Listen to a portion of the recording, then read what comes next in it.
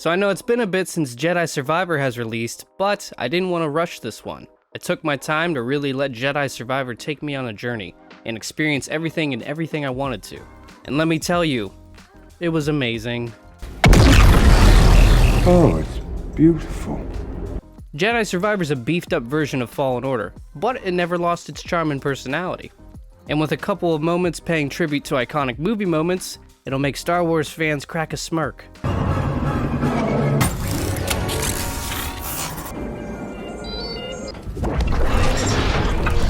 We'll talk about what's changed, from new weapons and fighting styles to deep cosmetic customizations and the depth of the worlds you explore. But do these new features hold up? And did Jedi Survivor do this IP justice as a sequel? Let's waste no more time and get to it. Greasy does it, baby!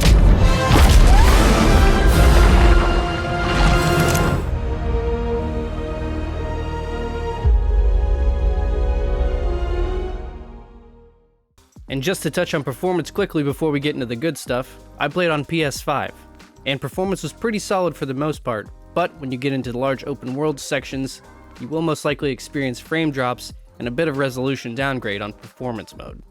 But it's nothing game breaking, and honestly, once you experience the worlds for yourself, it's pretty understandable when it does occur. Taking place 5 years after the events of Jedi Fallen Order, Cal has been taking on the Empire one battle at a time, helping anyone he can. With a rugged looking and sounding Cal, you really get the feeling that he's been through some shit the past 5 years. And it feels right. We enter his story when he meets up with some old friends and introduces some new ones. And with that brings in one of its newest feature, which is companions. Now, it's not all it seems. This might be a little bit of a bummer for some of those who were really looking forward to having the opportunity to use combos for their companions. While they do exist, the opportunities to have companions at your side are few and far between. They truly just give you a taste. I didn't have any issues with this, as I'm more of a solo guy, but I could see some people being disappointed on the lack of opportunity to utilize this feature. With my expectations cautiously high, thanks to the fantastic story of Fallen Order, I knew it was going to be some serious shoes to fill as a sequel. But right off the bat, it did not disappoint. The story's amazing, and I really can't decide which one I liked more, Jedi Fallen Order or Jedi Survivor. And the story really takes some heavy twists and turns around the halfway mark, making you really itch to see how this story pans out. I laughed, I cried, and I had my mind blown.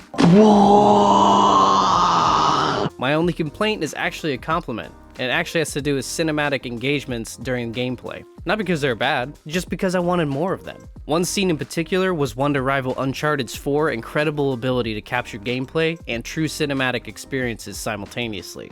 This moment was seamlessly integrating gameplay with mind-blowing cinematic experiences, and it left me with my jaw on the floor by the end of it. And I wanted so much more of it. But beggars can't be choosers, right? Now, backing off from the story, let's talk a little bit more about the transfer from the previous journey to this new one.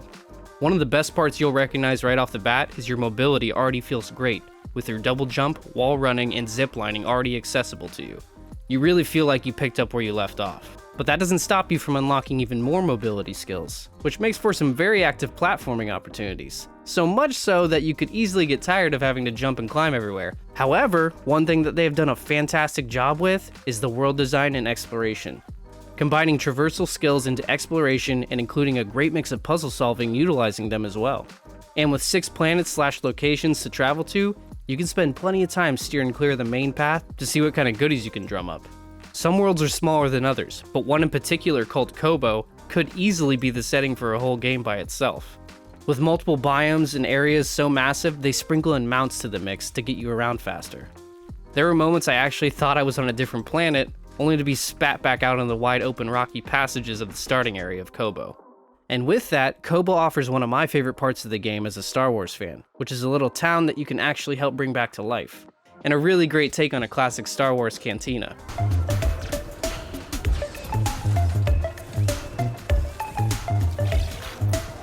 It's called Pyloon's Saloon, with a hidden progression aspect I did not see coming. As you travel through the galaxy, you can find characters who you send back to the saloon as a sanctuary. This offers new vendors, collection opportunities, mini-games, and new systems like bounty hunting. All of these coupled to make a super active, engaging zone with unique, memorable side characters to boot. No fisher, but Skipper Stab. Scuba Steve, damn you! Now let's talk about some combat.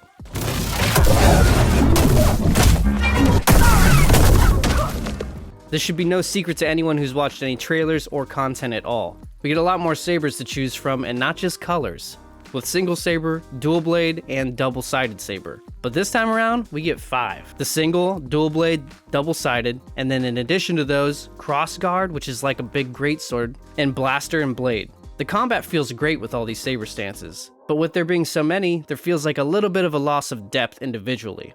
Now, if you're changing it up all the time, you may not get this feeling. But if you're like me, you're gonna fall in love with 1 or 2 stances, which is great because you can have 2 equipped at any time, but the lack of combos becomes noticeable pretty quick. I wish this was something that went a little bit more in depth with at least combos. Just having the ability to change up your tactics with a larger variety of combos per weapon style would have made it perfect. But hey, they can save that for round 3. And when you add up all the stance abilities together and combining it with some of the new force abilities like levitating, smash, and confusion, you really do have a lot to work with. I'm just more of a close combat guy personally. Now, the attention to detail with how your saber disconnects and changes between stances is super cool and fun to watch. And it's just one of the incredibly detailed features this game offers. This brings me to my next topic, customization.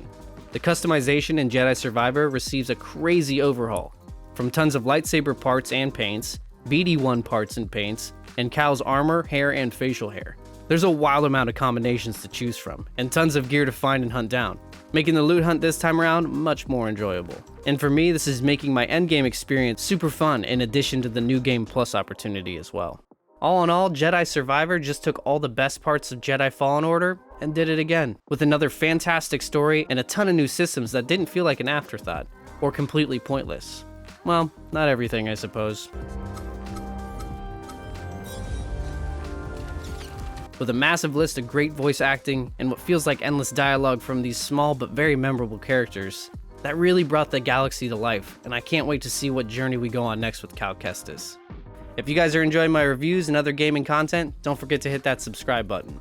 And as always, thank you guys for sticking around to the end, and I'll see you in the next one.